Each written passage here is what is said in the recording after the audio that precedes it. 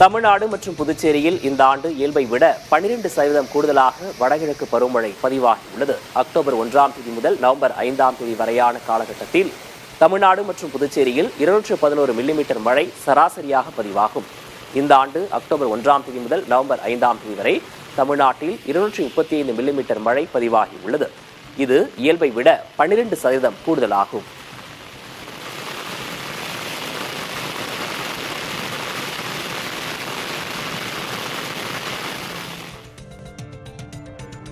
தமிழகத்தில் பல்வேறு மாவட்டங்களில் வரும் 8ஆம் தேதி வரை கனமழை பெய்ய வாய்ப்புள்ளதாக சென்னை மண்டல வானிலை ஆய்வு மையம் தெரிவித்துள்ளது. தமிழக உள்பகுதிகளின் மேல் ஒரு வளிமண்டல மேலடுக்கு சுழற்சி நிலவுவதாகவும் தெரிவிக்கப்பட்டுள்ளது. தஞ்சை, திருவாரூர், நாகப்பட்டினம், மயிலாடுதுறை, புதுக்கோட்டை, ராமநாதபுரம், சிவகங்கை, அரியலூர், பெரம்பலூர், சேலம், தருமபுரி, கிருஷ்ணகிரி, நாமக்கல் மற்றும் திருச்சியில் இன்று கனமழை பெய்யக்கூடும் என கணிக்கப்பட்டுள்ளது. இதேபோல் ராமநாதபுரம், சிவகங்கை, விருதுநகர், மதுரை, தேனி, திண்டுக்கல்லில் நாளை கனமழைக்கு வாய்ப்புள்ளதாக தெரிவிக்கப்பட்டுள்ளது. சென்னையை பொறுத்தவரை 2 நாட்களுக்கு மிதமான மழை பெய்யக்கூடும் என வானிலை ஆய்வு மையம் தெரிவித்துள்ளது.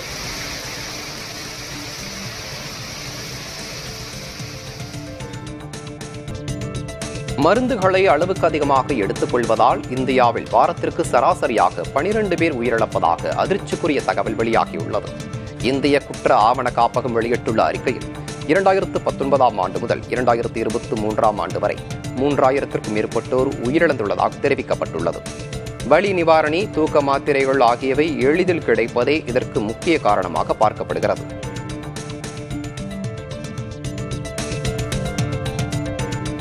சென்னை ஆவடியில் 8ஆம் வகுப்பு மாணவர் ஒருவரை அவர் ஆசைப்படி தனியார் பள்ளியில் சேர்த்துவிட்ட காவல் ஆணையர் சங்கர் மற்றும் காவல் ஆய்வாளர் கிருஷ்ணமூர்த்தி ஆகியோரின் செயல் நெகிழ்ச்சியை ஏற்படுத்தியுள்ளது. மகாராஷ்டிராவில் ஹிந்தி வழியில் படித்த மாணவன் ஹரீஷ் தமிழ் வழியில் படிக்க சிரமப்பட்டதால் மாணவனின் கோரிக்கையை ஏற்று தனியார் பள்ளியில் சேர்த்துவிட்டுள்ளார். மேலும் புத்தகங்கள், சீருடை மற்றும் வீட்டுக்கு தேவையான சிலிண்டர் உள்ளிட்டவற்றையும் காவல் ஆணையர் ஏற்பாடு செய்து உதவினர். அதிகாரிகளின் இந்த மனிதாபிமான செயல் பாராட்டுகளை பெற்றுள்ளது.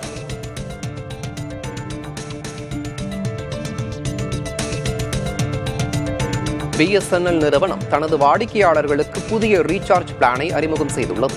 1812 ரூபாய்க்கு ரீசார்ஜ் செய்தால் ஓராண்டுக்கு தினமும் 2 GB டேட்டா, 100 SMS மற்றும் அன்லிமிடெட் கால் உள்ளிட்டவை வழங்கப்படுகிறது. மேலும் இந்த திட்டத்தின் முக்கிய அம்சமாக BITVயின் பிரீமியம் சப்ஸ்கிரிப்ஷனை 6 மாதத்திற்கு இலவசமாக பெறலாம். இதனிடையே இந்த ஆஃபர் நவம்பர் 18 வரை மட்டுமே அமலில் இருக்கும் என தெரிவிக்கப்பட்டுள்ளது. பணியிடங்களில் வாரம் ஒரு நாள் பாரம்பரிய உடை அணியும் நடைமுறையை சிக்கிம் அரசு அறிமுகப்படுத்தி உள்ளது. வாரந்தோறும் வியாழக்கிழமைகளில் இந்த நடைமுறை பின்பற்றப்படும் என்றும் தெரிவிக்கப்பட்டுள்ளது. அனைத்து பொதுத்துறை நிறுவனங்கள், அரசு ஊழியர்கள் மற்றும் வங்கிகளுக்கு இந்த வழிகாட்டுதல் பொருந்தும் என கூறப்பட்டுள்ளது. சிக்கிம் மாநிலத்தின் கலாச்சார பன்முகத்தன்மை, பாரம்பரியத்தை ஊக்குவிக்கும் வகையில் இந்த நடைமுறை முன்னெடுக்கப்பட்டுள்ளது.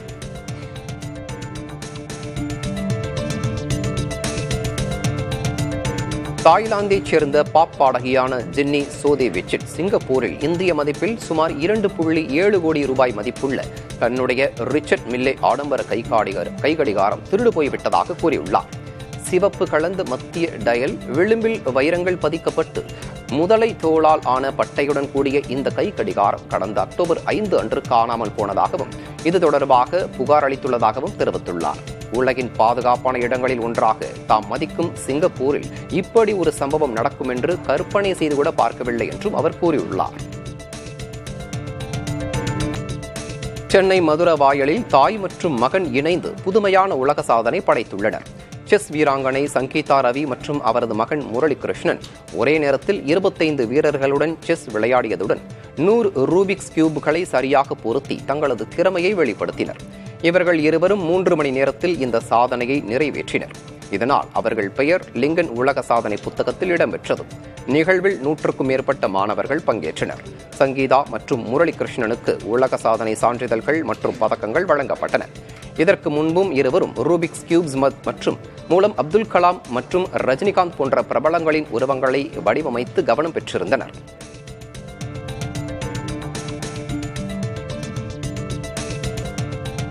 கொரிய நிறுவனமான LG எலக்ட்ரானிக்ஸ் அதன் உற்பத்தி மற்றும் ஆய்வு தளத்தை இந்தியாவுக்கு மாற்ற திட்டமிட்டுள்ளது. எல்ஜி நிறுவனத்தின் உதிரி பாகங்கள் தயாரிக்கும் ஆலைகளை அமைப்பதற்கான மூலதன பொருட்கள் தற்போது கொரியா, சீனா, வியட்நாம் ஆகிய நாடுகளில் உள்ளன. இந்நிலையில் உலகளாவிய விநியோக சங்கிலி பல்வகைப்படுத்தலுக்கான தேவை அதிகரித்து வரும் நிலையில் இவை அனைத்தும் இந்தியாவுக்கு மாற்றப்பட உள்ளதாக சொல்லப்படுகிறது. நொய்டாவில் அமையவுள்ள இந்த ஆய்வு தளம் புதிய வேலைவாய்ப்புகளை உருவாக்கும் எனவும் தகவல்கள் தெரிவிக்கின்றன. டிசிஎஸ் நிறுவனத்தில் 4 ஆண்டுகளுக்கு மேலாக பணிபுரிந்த ஊழியர் தனக்கு ஊதிய உயர்வாக வெறும் 422 ரூபாய் மட்டுமே வழங்கப்பட்டுள்ளதாக வேதனை தெரிவித்துள்ளார். இதுகுறித்து சமூக ஊடகத்தில் பதிவிட்ட அவர், தொழில்நுட்ப ஊழியராக உள்ள தனக்கு நிறுவனம் தரப்பில் இந்த ஆண்டிற்கான மாத ஊதிய உயர்வாக வெறும் 422 ரூபாய் மட்டுமே கொடுக்கப்பட்டுள்ளதாகவும், தான் 4 ஆண்டுகளாக டிசிஎஸ் நிறுவனத்தில் பணியாற்றியது மிகவும் தவறான முடிவு என்றும் தெரிவித்துள்ளார். இந்த பதிவு வைரலான நிலையில் டிசிஎஸ் நிறுவனம் 80% ஊழியர்களுக்கு சம்பளம் திருத்தப்பட்டதாகவும், அதிக செயல்திறன் கொண்டவர்களுக்கு இரட்டை இலக்க சதவிகிதத்தில் ஊதிய உயர்வு வழங்கப்பட்டதாகவும் விளக்கம் அளித்துள்ளது.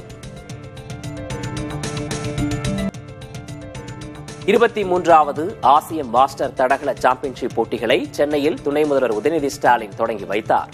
தமிழ்நாடு விளையாட்டு மேம்பாட்டு ஆணையம் மற்றும் இந்திய மாஸ்டர்ஸ் தடகள கூட்டமைப்பு இணைந்து நடத்தும் இப்போட்டிகள் நேரு விளையாட்டு மைதானத்தில் 5 நாட்கள் நடைபெறுகின்றன. இதில் மொத்தம் 88 பிரிவுகளில் நடைபெறும் போட்டிகளில் 27 நாடுகளைச் சேர்ந்த 3500 வீரர்கள் பங்கேற்கின்றனர்.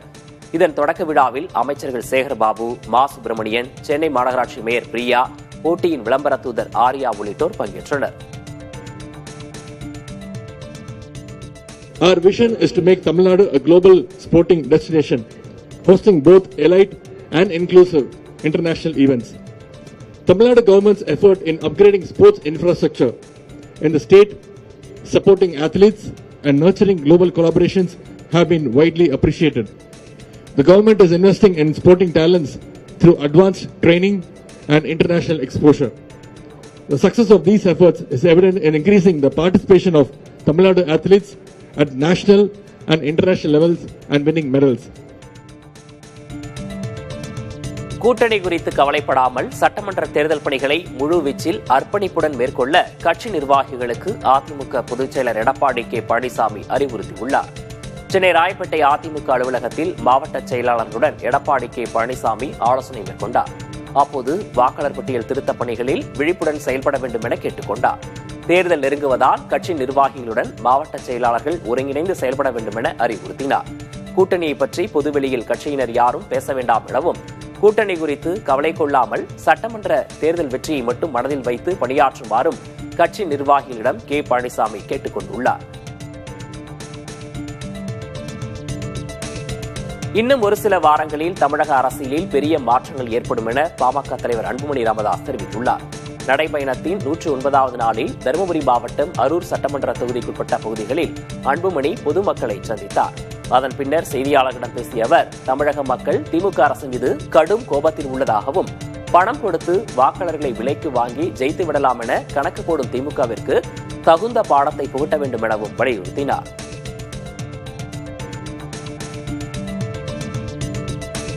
புதிதாக கட்சி ஆரம்பித்து திமுக தாவேக இடையேதான் போட்டி என விஜய் கூறியது விந்தையிலும் விந்தையானது என பாஜக மாநில தலைவர் நயினார் நாகேந்திரன் விமர்சித்துள்ளார்.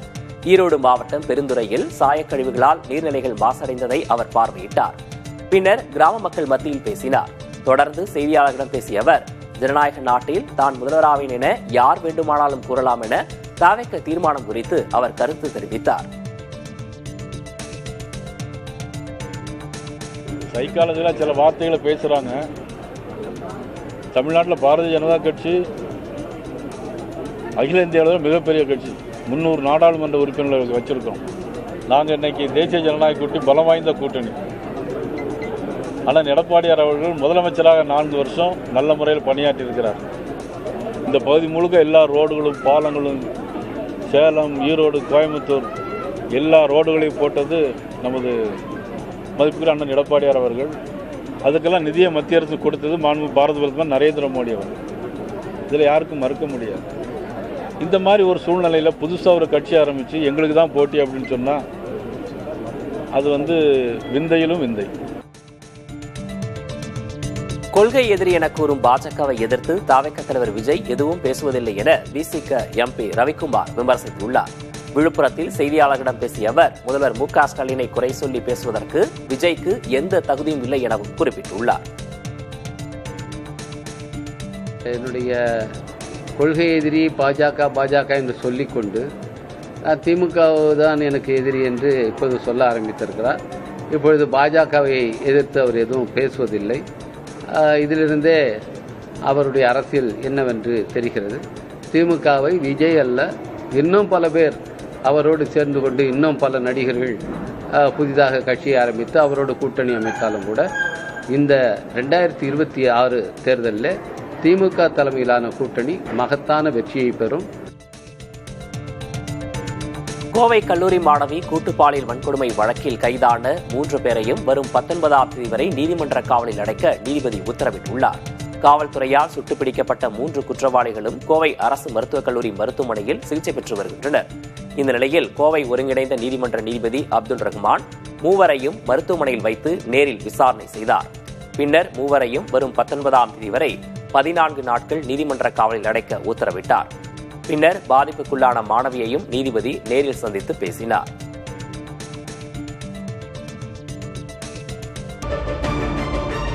ஹரியானாவில் மக்களின் தீர்ப்பு பாஜகவால் திருடப்பட்டுள்ளதாக முதல்வர் மு க ஸ்டாலின் விமர்சித்துள்ளார். ஹரியானா மாநிலத்தில் வாக்கு திருட்டு நடைபெற்றுள்ளதாக காங்கிரஸ் தலைவர் ராகுல் காந்தி குற்றம் சாட்டியுள்ளார். இந்நிலையில் முதல்வர் ஸ்டாலின் சமூக வலைதளத்தில் வெளியிட்டுள்ள பதிவில் பாஜகவின் வாக்கு திருட்டை ராகுல் காந்தி ஆதாரப்பூர்வமாக நிரூபித்துள்ளார் என்றும் பாஜகவின் அண்மைகால தேர்தல் வெற்றிகள் சந்தேகம் தருவதாகவும் விமர்சித்துள்ளார். ஜனநாயகத்தின் மீதான நம்பிக்கையை தேர்தல் ஆணையம் மீட்டெடுக்க வேண்டும் என்றும் முதல்வர் ஸ்டாலின் வலியுறுத்தியுள்ளார். தமிழகத்தில் இளைஞர்கள் குடிநோயாளியாக மாறியதற்கு தமிழக அரசே காரணம் என பாமகவின் திலகபாமா குற்றம் சாட்டியுள்ளார். கோவையில் செய்தியாளர்களிடம் பேசிய அவர் மாணவி பாலியல் வன்கொடுமை விவகாரத்தில் தமிழக அரசு குற்றவாளி என விமர்சித்துள்ளார். தமிழகம் முழுக்க அத்தனை இளைஞர்களையும் குடிநோயாளியாக ஆக்கி அவனுக்கு பொண்ணு யாரு, அம்மா யாரு, யாரை எப்படி எதை உடலாக பார்க்குறோமா உணர்வாக பார்க்குறோமானே நினைக்க முடியாத இடத்துக்கு யார் கொண்டு போயிருக்கிறதுங்க. இன்னைக்கு சுடப்பட்டு உள்ள சிறையில் இருக்கிறான்ல அவன் குற்றவாளி இல்லை, அவனை இந்த நிலைக்கு கொண்டு வந்து சேர்த்திருக்கிற தமிழக அரசு தான் மிக மோசமான குற்றவாளியை நான் பார்க்குறேன்.